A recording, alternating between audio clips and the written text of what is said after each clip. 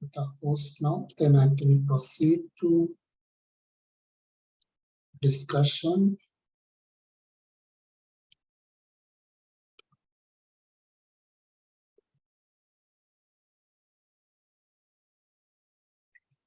Yeah, welcome all of you. Let's continue our discussion on Docker containers, right?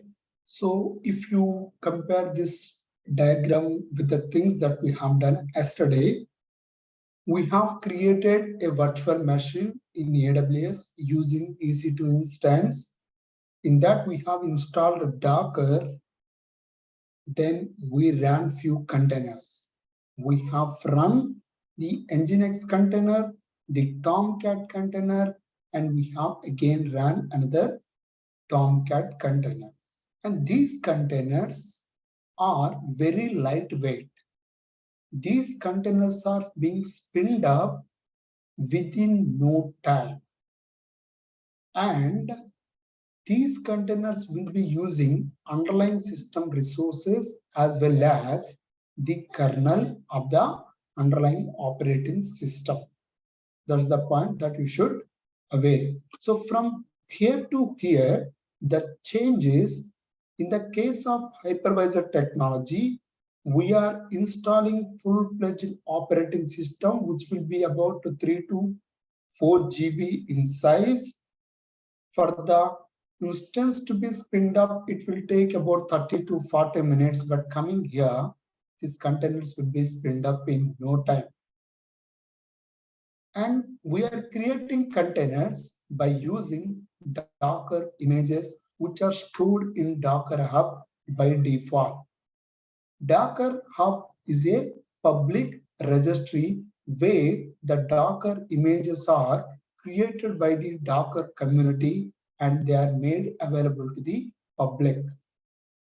And we have understood some of the commands and we will understand other commands as well today, and we will see other concepts. Yesterday, we have seen the concept of port mapping. Port mapping, we have seen two kinds of port mapping. One is manual port mapping. For that, we use -p like this. And we will mention the port of the container and we will mention the, this is the port of the container and this is the port of the Docker host. If you don't want to specify this and if you want to perform automatic port mapping, then we have to use -P. And if you want to stop a container, we have to use stop. If you want to remove a running container, we have to use F, stands for force. And this is the container name. How do we name the containers? With name flag, we will name the container. You can name the container anything you want. It doesn't need to be a Docker image name, but it can be anything. And we use -D to run the container in the background so that we will be able to run other commands in the same terminal. And we also saw how to interact with the container terminal. How to do that? Let's suppose that we have an Nginx container. Now let's create an Nginx container, and I told you that we don't need to have the image locally. The Docker run command will also perform the activity of pulling the image from the Docker hub.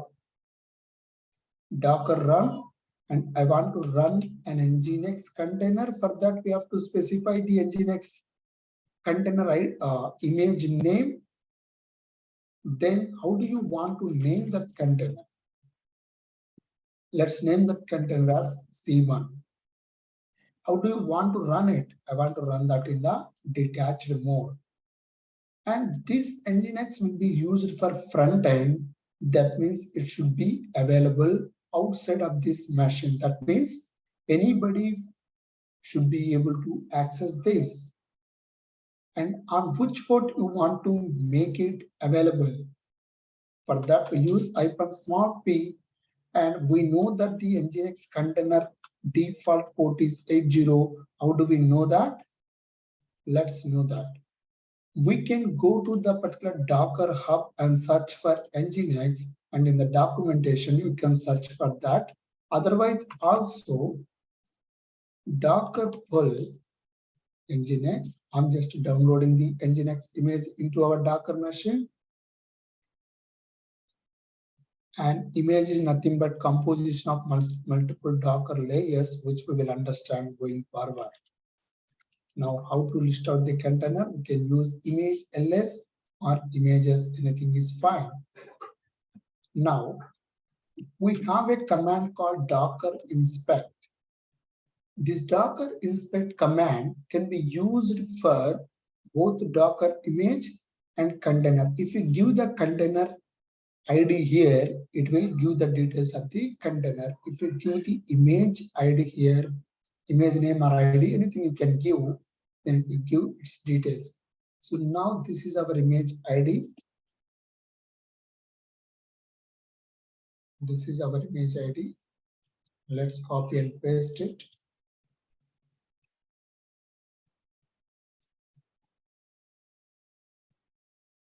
I just hit enter.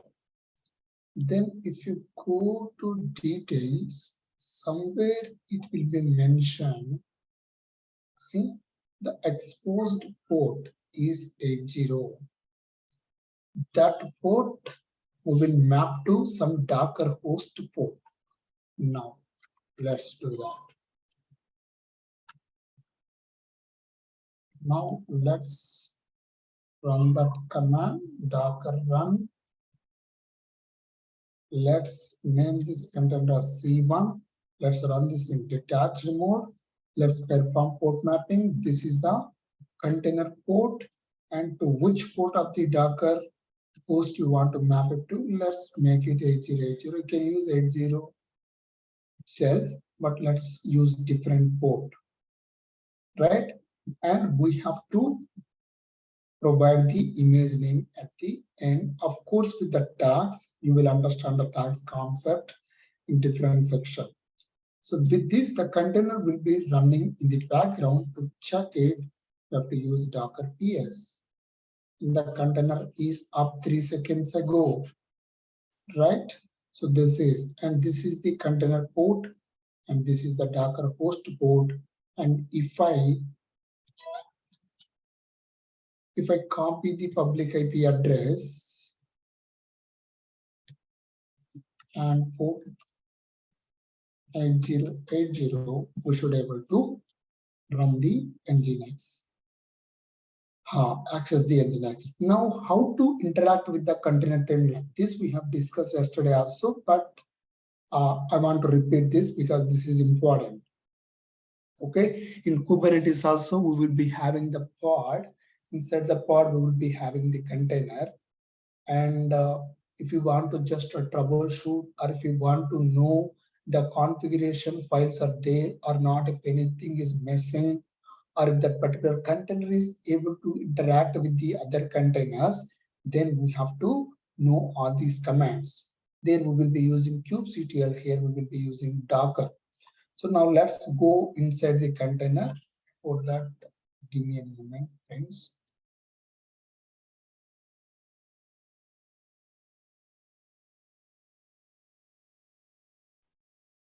Now let's use the command. What's the command?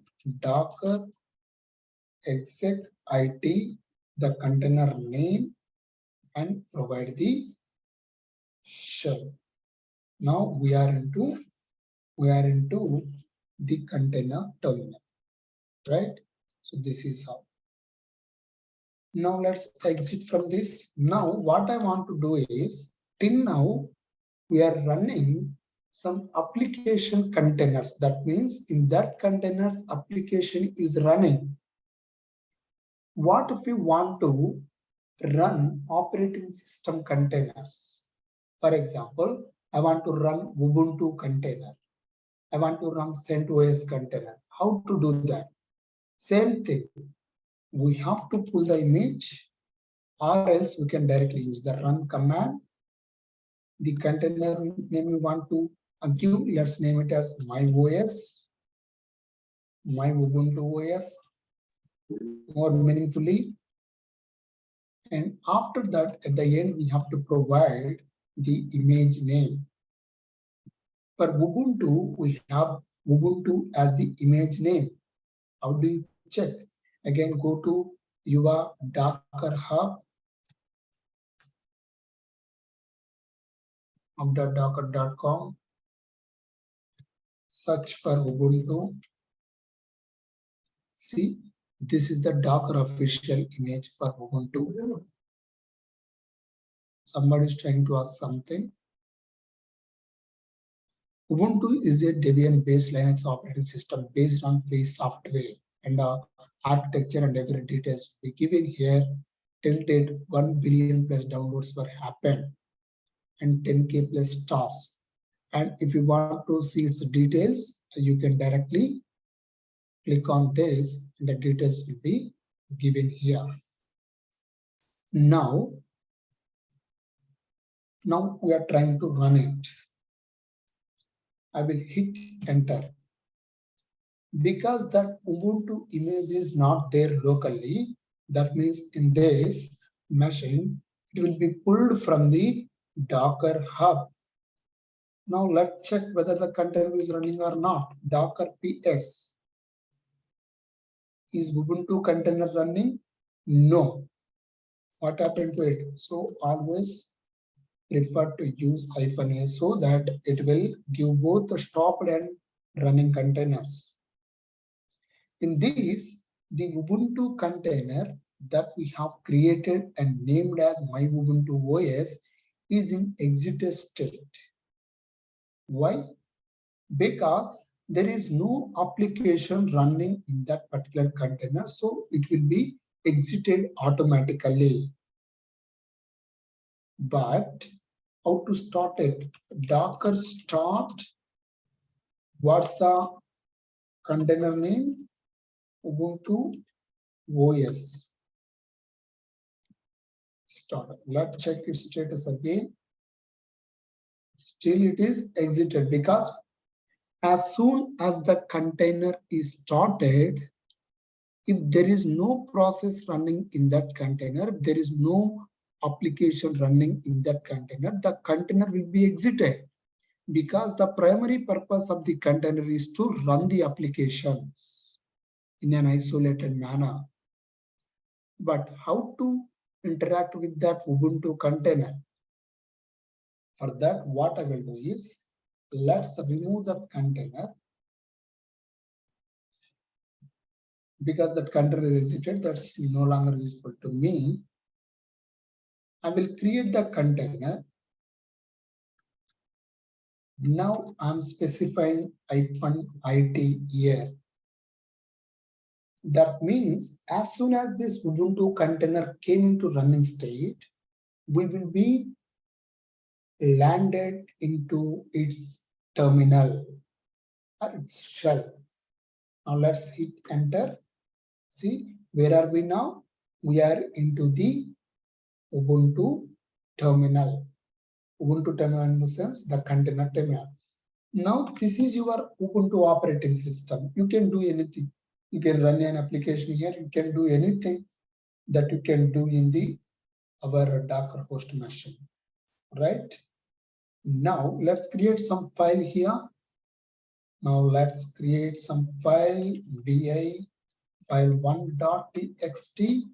What it is saying, command is not found. That means in this particular operating system, this vi editor is not there. Now let's install that. How to install that? First of all, we have to update the package manager. apt update. Where are we doing this? We are doing this inside the container. You see the terminal. This is the container terminal. So all packages are up to date. Now let's clear the screen. Now let's install apt install vi editor. and it will be asking for confirmation. I'm typing capital Y, even small y will also be accepted in this. Now what happened? That editor is now installed. Now let's try to create the file.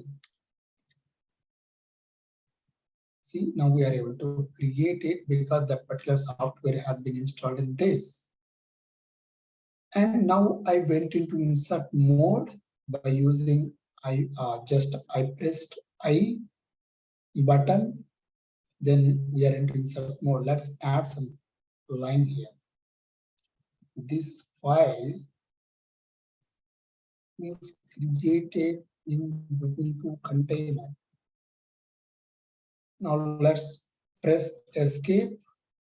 So when I'm pressing escape, it is taking us to this particular Zoom panel. So just again press escape by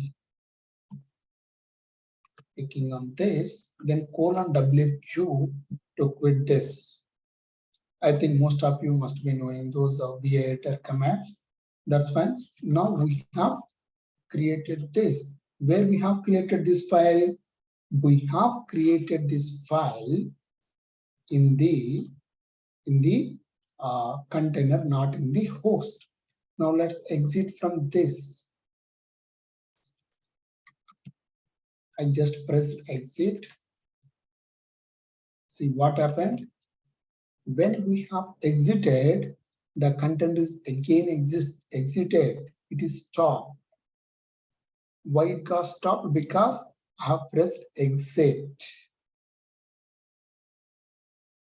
Then what I will do is Docker restart my Ubuntu OS. Docker PS-A. I have restarted the container. Right? So the container is now up and running. Docker PS, the container is up and running. Now let's go into the container terminal again. Execute IT, exec IT, and the container name or the container ID, anything you can give, then give that shell. Now we are into the container. Now let's see the file is there. See, this file is there. Now, when we have applied exit, we exited from both the container terminal and the container itself. But now what I want to do is, I just want to terminate the container terminal, but not the container. See, I'm repeating, when we are typing exit and hit enter, we are exiting from the terminal and as well as container is being stopped. But I don't want to stop the container, but I just want to switch to our Docker host terminal. In other words, I want to exit from the container terminal, but not the container. For that, what we have to do? Press Ctrl P Q simultaneously. That's also given in the documentation. What I have done, instead of typing exit and hitting enter, I'm just applying Ctrl P Q simultaneously. With that, we now came back to the Docker host. Now let's see what happened to the container. See, the container is happily running. That is one thing that we have to understand. Now let's move forward. Laxman, one query. Yeah, so for example, assume the container is exited. So every time if we do the restart, the container will come to the up state, right? Yeah. Okay. So exited container we can bring up by doing the restart. Yes. Also, could you please explain the life cycle of a Docker container? Like we are seeing multiple states, right? Could you please explain that as well if possible? Maybe in this session or in upcoming sessions. Sure. Okay. So we have a session where we will be creating our own Docker image, and we will be giving some instruction in that particular Docker file when we are creating that, and that time you will understand. Sure. Thanks, Laxman. Command will be executed and how the life cycle, right? Yep. Got it. Yeah. Okay. Thank you. Docker PS. Now all the containers are in upstate.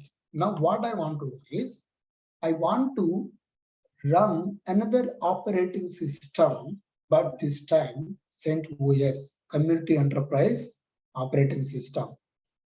For that, first we have to know the Docker image. For that, randomly we can search for that in this. Okay, and it is given that the search is matching exactly this. If there are any mistakes in that, that is also fine. Now let's search with CentOS.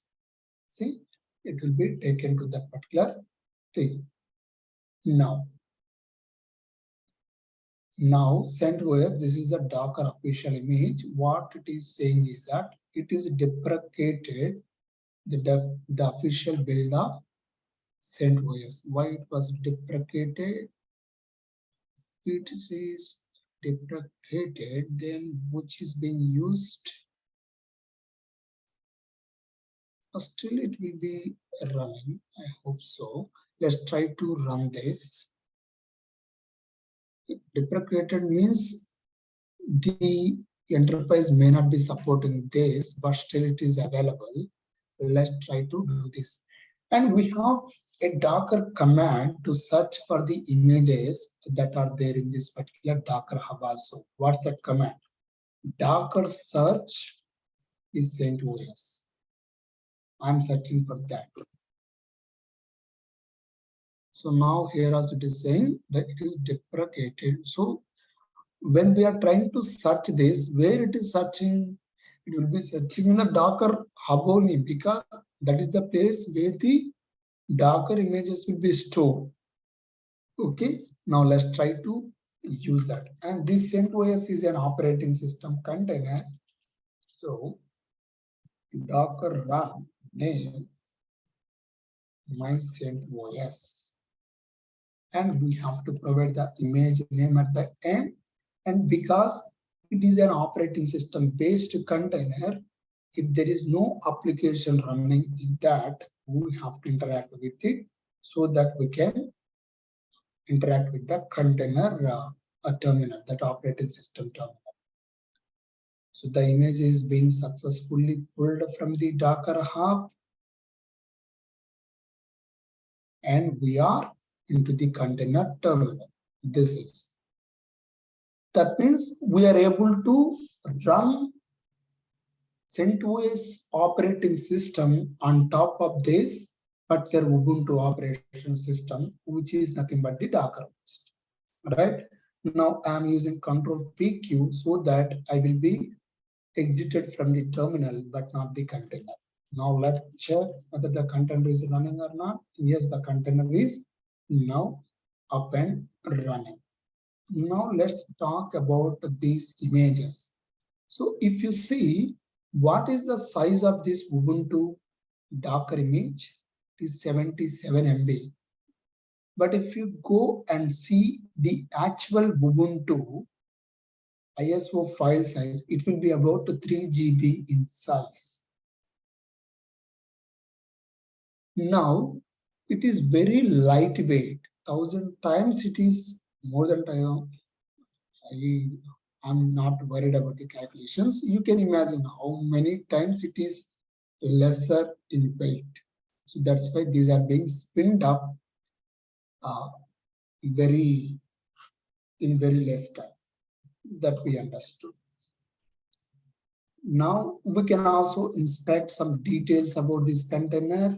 Docker inspect my CentOS, and I told you that every container will be assigned with some public IP, private IP address. This is the IP address. Anyway, we are going to discuss that in the networking section. Now we have to explore other options that are there in the command. So we have done this. So we have already seen how to run the Jenkins. Now let's go with this only. This is something like a scenario. Start Tomcat as a container. For that, we have to use Docker run. Name it as a web server. For that, we have to use -- name, and we have to provide the name. How do you want to name? It is your wish. You can name anything there. Perform port mapping. So the Tomcat port is 8080, the container port, and I want to map to the Docker host port, that is 7070, and we have to provide the image at the end, and we have to run that in the detached mode. That is, now how to see the logs. For example, Nginx application is running inside a container. I want to see the logs. For that, we have option Docker logs is the command. What's the container name of the Nginx? Nginx container name is C1.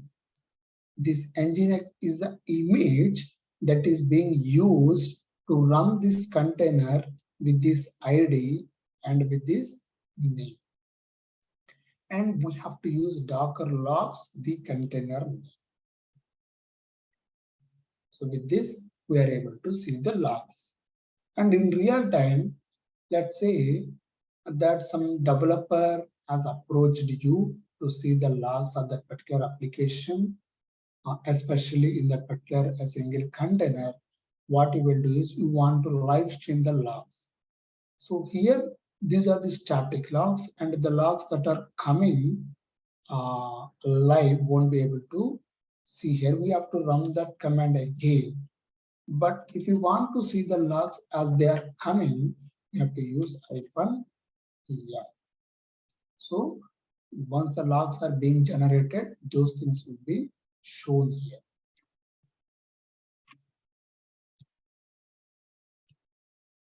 So they will be shown here. They are accessed, right? So that is, now if I want to exit from this, use Control-C. That is fine. Now let's explore other options in that, how to run this container. So now this is another thing, and this is to run the Jenkins. We are naming that as dev server. We have seen that, and this is how we have to access that. And this is one more thing where we are doing. We are just doing automatic port mapping. That means automatically a port will be assigned, and that port we will be seeing in the port section. Where do we see? For example, if you just type Docker PS, see here it will be shown. The ports are shown. Otherwise, we have a command also for that. Docker ports, the continuing mapping. Docker port or ports. See, this way also we can see the ports of the container that are mapped to the Docker host.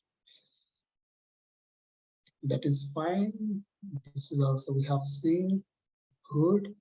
Now, can we run the database in the container? Yes. And anything you can run in a container, but for that we should have already the image for that application. Now, I want to run MySQL database. What is the prerequisite? We should have the MySQL Docker image, and that should be present in the Docker host. It can be present in your private registries also, but if you want to run from the public thing, that should be available in the Docker Hub. Now let's go to the Docker Hub and search for MySQL.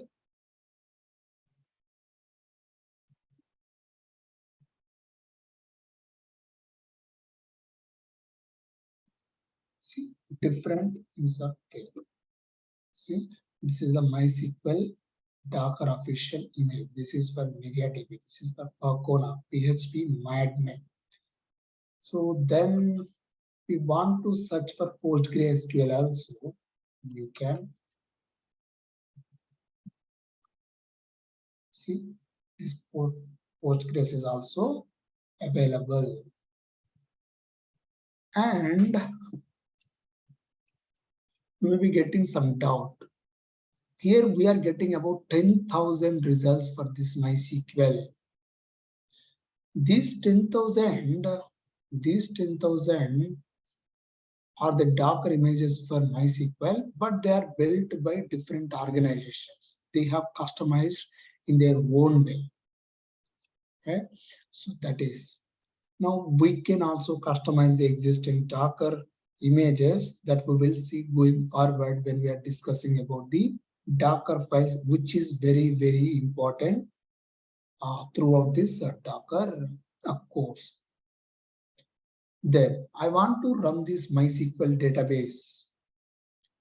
And you can get some preliminary data about that also, how to run this and what are the environment variables that we have to pass. Everything we can come to know that by its documentation itself. Okay.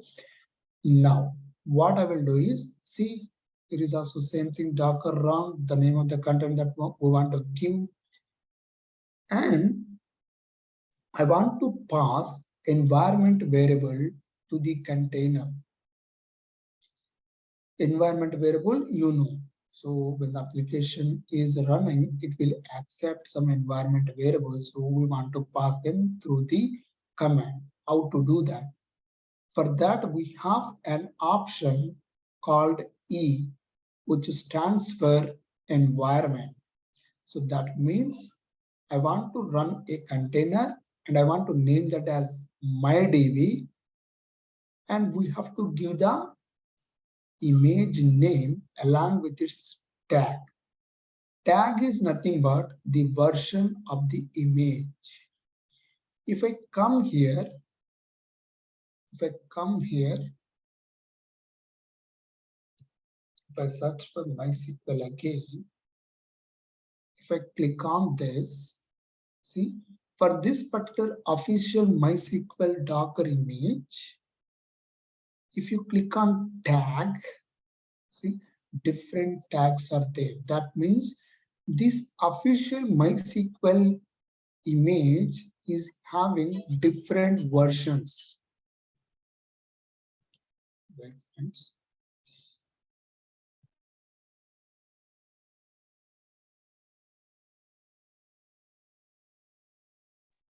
So different versions. Those versions, how do we specify here? That we will specify using colon. And these different versions are called as tags. Now, what I will do is,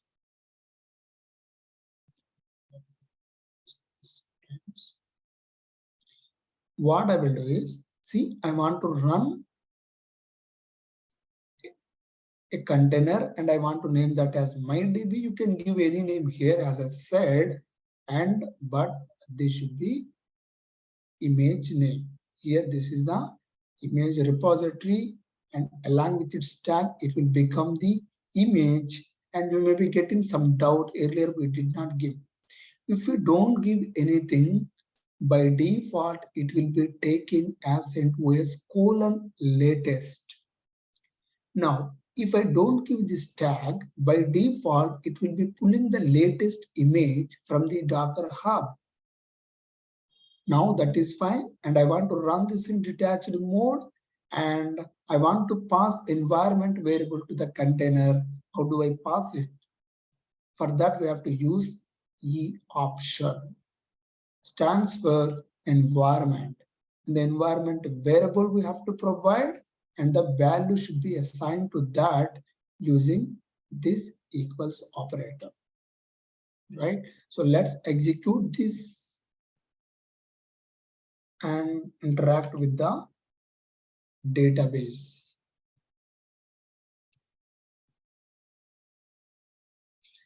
And if we want to, what's the difference from the earlier traditional setups to this container? If we want to install MySQL database, we have to perform a lot of things, and the operating system should be compatible with that.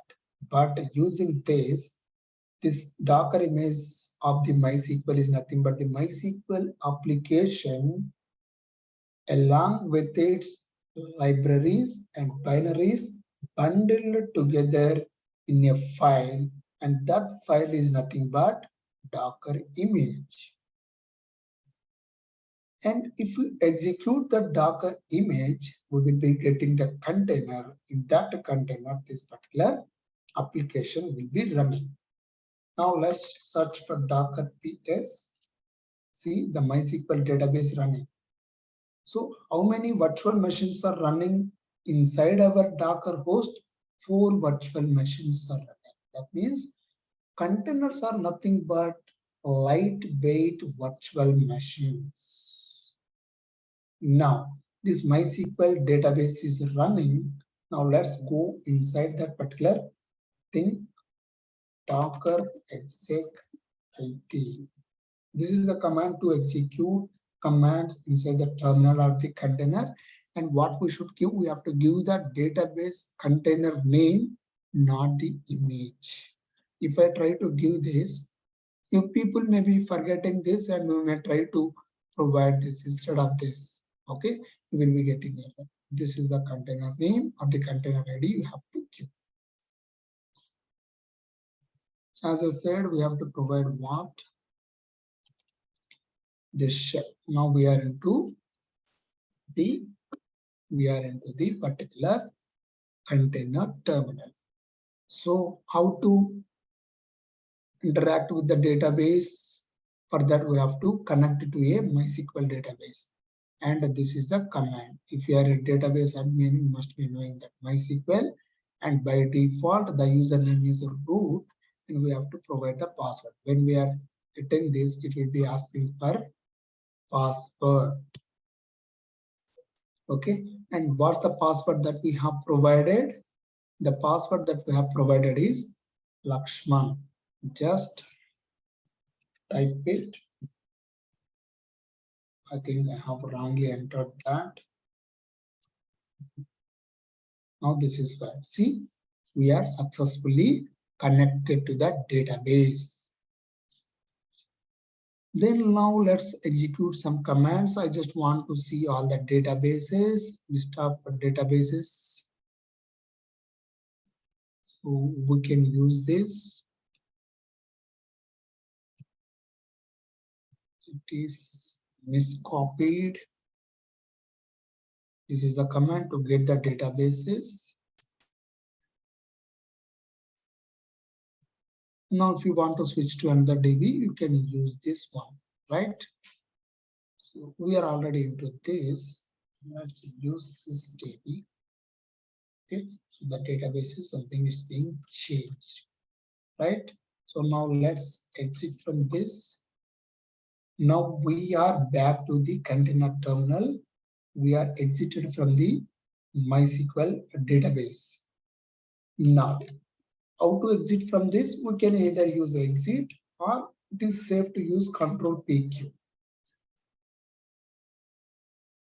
You can create tables and everything in the MySQL database if you are a database admin.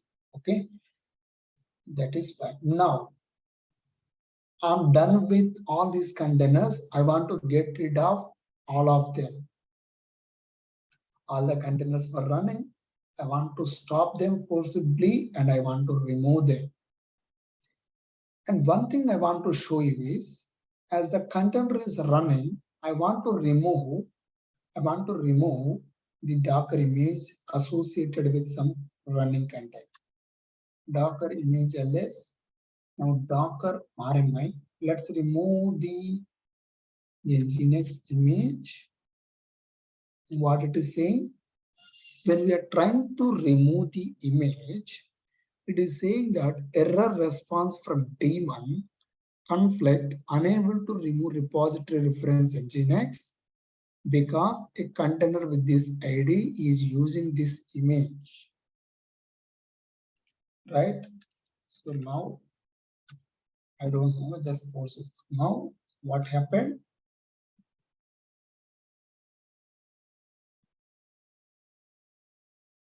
That particular thing is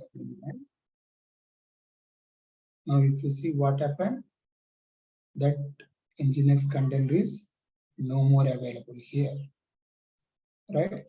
So that's now what I want to do is I want to get rid of all of these. Docker, we are seeing some dangling container here. You will understand that later.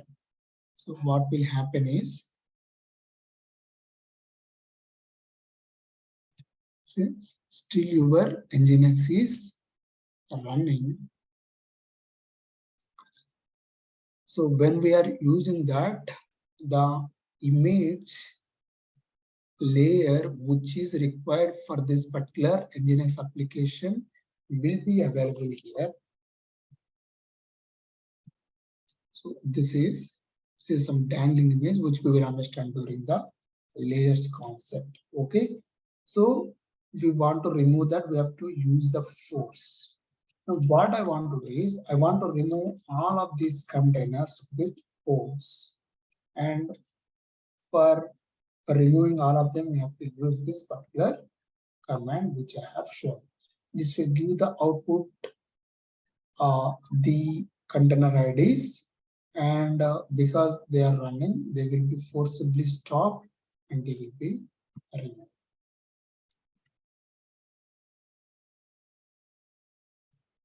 Here's the queue. No container is running, no container is stopped, everything has been banished, but still the images will be there. Now, if you keep on running containers and if you forget, and when we remove the containers and if you forget to remove these images, what happened? They're occupying space, right? So what I will do is I want to remove all those images. What's the command? Docker system rule -a is the command. So this will remove all the images in single shot. Docker image ls. See, all the images were removed. There is no container also, right? These are the commands, and we have to explore other options of that. That is fine. Now, till now, we are dealing with individual containers. We have the Docker host, and we are running a container. We are running another container. For example, we ran some front-end container. We ran some database container, that is MySQL. But in real time, what happens? Those things has to be communicated with each other. That means in real time, we will be having front end, back end, and database. The backend should be able to communicate with the database, and this database in turn may need to communicate with the other application. And this front end should be able to communicate with the backend or with the database. So finally, what I'm trying to say is, we won't be having applications running individually in an isolated manner. One application will be depending on the other application. The best example is, let's say we have WordPress, which is a front end, and this WordPress requires database. And if this WordPress requires this database, there should be a communication. There should be a networking solution between those two, so that this WordPress will be able to communicate with the database successfully. How to establish that connection? For that, we have two options. One is using link option, which is deprecated An advanced version for this link is now network object. Link is deprecated, but it will be supported. We can use it, but Docker is not recommending to use link. Instead, it is recommending us to use the network object to establish communication, but still we will understand the link object as well. Now, what I'm trying to do is, let's suppose that this is WordPress application which is running inside a container. And this is MySQL database. Right? Now, if you remember, I said that, and you have seen that every container will be assigned with some private IP address. That is fine. But in the world of containers, whether it is Docker or it is Kubernetes or anything, of course, in Kubernetes also we'll be using the Docker containers only. In the world of containers, there is no significance to the IP addresses of the containers because they are ephemeral. They will be deleted. We will be creating multiple containers. We will be scaling up. We will be scaling down. And in that containers, every container will be having its own IP addresses. If you rely on the IP addresses, how to have the consistent connection with that particular application, it's not possible. We will rely on the service names of the containers only, or the host names we can call them. Now, to demonstrate that, first let me take two Ubuntu containers. Docker run Ubuntu 1, and we have to provide the Ubuntu image name at the end. Let's try to interact with it. With this, what will happen? The Ubuntu 1 container will be created and we will be into its thing. Now, let's exit from this Control PQ. I'm just exiting from the terminal. So it should be running. Now what I will do is I will create another container, and this time with another name, Ubuntu 2. You can't create two containers with the same name. Let's try to create the container with the same. See what will happen? You will get the error saying that the container Ubuntu 1 is already in use by another container. Okay, that means the name is already being used. So I want to run another Ubuntu container, but I have to name it differently. This is, now we are into where? We are into the container terminal. Let's use Control PQ, and we are exited from this. Two containers are now running. Let's check the IP addresses of these containers. Docker inspect Ubuntu 1. I want to give for directly IP address. Sorry.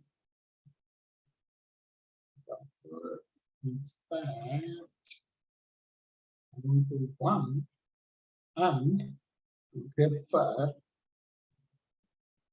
IP.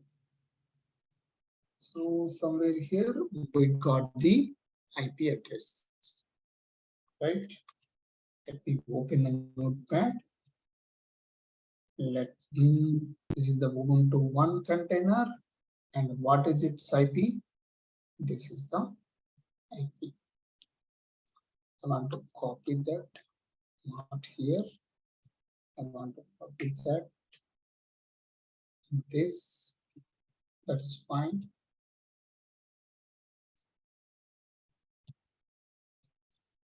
Now let's check the IP address of the Ubuntu 2 as well.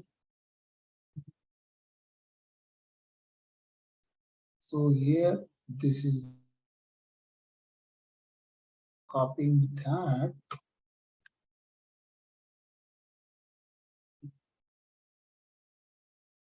Okay, so this is now what I will do is I will go inside the terminal of the Ubuntu 2 container. Now I want to ping Ubuntu 1 with the IP address. Ping is used to check whether there is a communication happening between the two containers or not. I'm just trying to ping Ubuntu 1 with its IP address by being into the Ubuntu 2. Now, what it is saying, ping is not found. Of course, we have to install ping, apt update, apt install, IP utils, -ping. I want to approve this command. I have given the documentation. This is just to install the ping utility in the container, in the Linux.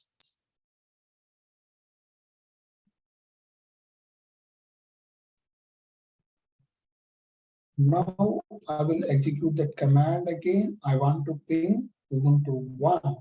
See what's happening.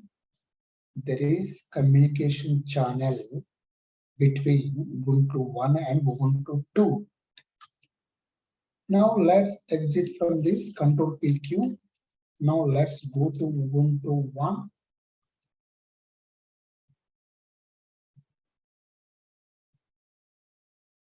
And try to ping Ubuntu 2.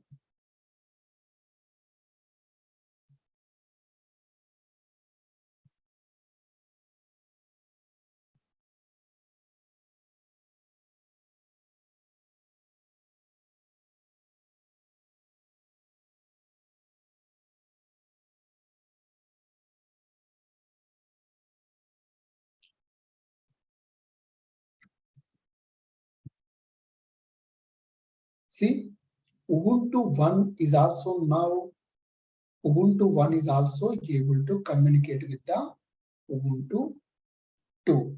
So that means when we are creating the containers will be having or will be assigned with the private IP addresses. And the containers by default are able to communicate with each other with their IP addresses. Now we are into Ubuntu 1, right? Now let's ping Ubuntu 2 with the container name. What I'm trying to do, I'm trying to ping Ubuntu 2 this time with the host name of that particular Ubuntu 2. The host name of the Ubuntu 2 container is the container name itself. The container name itself will act as the host name. Now let's hit enter. What it is saying, name or service is not known. That means this Ubuntu 1 container is not able to ping Ubuntu 2 with the IP address. Sorry, with the host name. The Ubuntu 1 is not able to ping Ubuntu 2 with the host name, but we have seen that Ubuntu 2 is successfully being pinged from here with its IP, but not with the host name. What I said, we should not use IP addresses in the container. Instead, we should rely on the host names. How to make this communication possible with the host name? For that, we have two choices. One is link option and another one is network object. Docker is recommending us to use network object only, but still we will understand this link. Okay, so now this time what I will do is, now let's exit from then Docker rm. Now let's check in Docker ps why.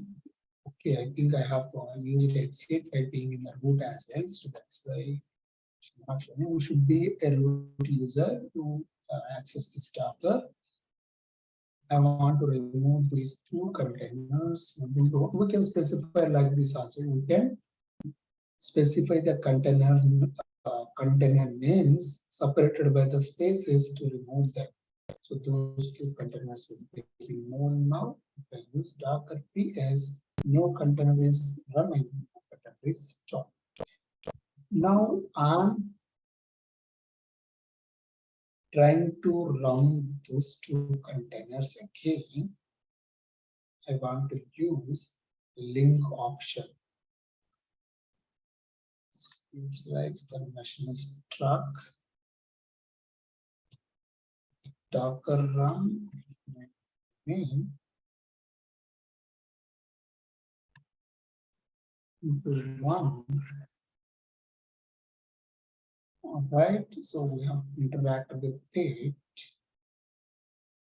saying I have unstable internet connection. Okay, this is one thing. Now let's exit from this control PQ. Now this time I want to run another container named Ubuntu 2, but I want to use link option in this. Why we need to use link option? Because I want to make a communication from Ubuntu 2 to Ubuntu 1. For that, I have to link this Ubuntu 2 with the Ubuntu 1 container. How to do that? Use -link here. Then which container you want to link this Ubuntu 2 with? I want to link this with Ubuntu 1. Okay, now let's do this. Now let's try to exit from here, control PQ. Now let's move the IP addresses. Docker inspect Ubuntu 1 grep address. I don't know whether it is there or not.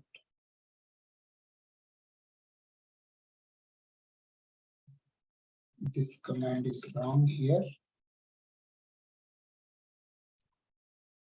So this is the IP address of Ubuntu 1.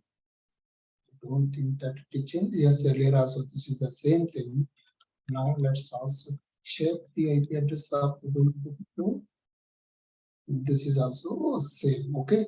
So in the order they have given the same thing. Now let's go to Ubuntu 2 container now. Let's interact with it. How to interact with it? Let's click IT. Ubuntu 2 is bash. Now let's ping Ubuntu 1 with the IP address. It will be pingable. We have seen that, right? The package I'm just installing. Ping. What I'm trying to do, I'm into Ubuntu 2. I want to ping Ubuntu 1. Let's ping it. Yes, ping is working. There is no greatness in this. Earlier also it is working before we are using this link. Now let's use the container name itself. Now this time it is successfully pinging. That means by default, one container will interact with other containers with their IP addresses. But if you want to make communication using the host name of the container, then we have to use the link option, or we have to use network object, which we will discuss in the next class. That's it for today, friends. If you have any questions, you can ask me. Otherwise, we will wind up this session. Laxman, one query. Actually, we are providing that link option while creating the container, right? So for the Ubuntu 1 container, we didn't provide any link option. So for example, if I want to add link option to that, like link Ubuntu 2 for the Ubuntu 1. So can we do that kind of operation, something like an update operation, sir? I don't think it is possible because we are using the network only. If you want to establish that line, you have to remove that and we have to start the container again. We have to create the container again. Okay. But in network, we can update it. Okay, in network. Okay. Okay. Okay, Laxman. Thank you. I already told you that this link is it is deprecated. Okay. Should not use, so I'm not worried about that. Okay. But it's not possible to update it. We have to remove that container altogether and we have to link it. But in network, when the container is running without having any network with other thing, we can still connect to that to the existing network. Okay, we will see that. Okay. Yeah. Thank you. Okay. Friends, please complete your payment formalities if you like this thing. And I think from Monday onwards, the link will be provided, a new link will be generated, and that will be provided to the paid student through the email. And for them, the Telegram group link will be provided, and the Google Drive will be shared with them, with the course videos as well as the notes. Thank you, friends. And I'm saying, yeah, Ram, tell me. Good evening, Ram. I don't think that we can say good night or good evening. Anything, that's fine. This is a random discussion. Ram, you want to ask something? Yeah, this is your first class. And you can go to the last 2 classes. I think they have already sent that link to you through the email. And you did not miss anything. So before coming to the next class, you please complete those 2 classes as well. That will be good. Okay. Yeah, thank you, friends. I have Enjoy one the question. weekend. Yeah. Actually, you have linked these 2 containers while creating itself, but can't we link the containers which are running already, created and running already? Yeah, that's what I said. I'm not sure about that, but I'm sure that we can't do this because in real time we will be using the network object only, but not this link. Got it? Okay, so using network option, network object. Yeah, when the containers were already running, also we can update that network. Okay. Even if the container is running, we can attach that container to the existing network, or you can create a new network and you can assign this to that particular network, and so that it will be coming into that particular network umbrella and it will be starting communicating with the other containers which are part of that particular network. Okay, which we will see in more detail. And somebody is asking the prerequisite this course, sir, you don't need to have any prerequisites. Good to have some basic Linux knowledge. That too, we won't be using much Linux here. 1 or 2 commands we will be using, which you will understand. All are the Docker and Kubernetes commands only will be used. Okay.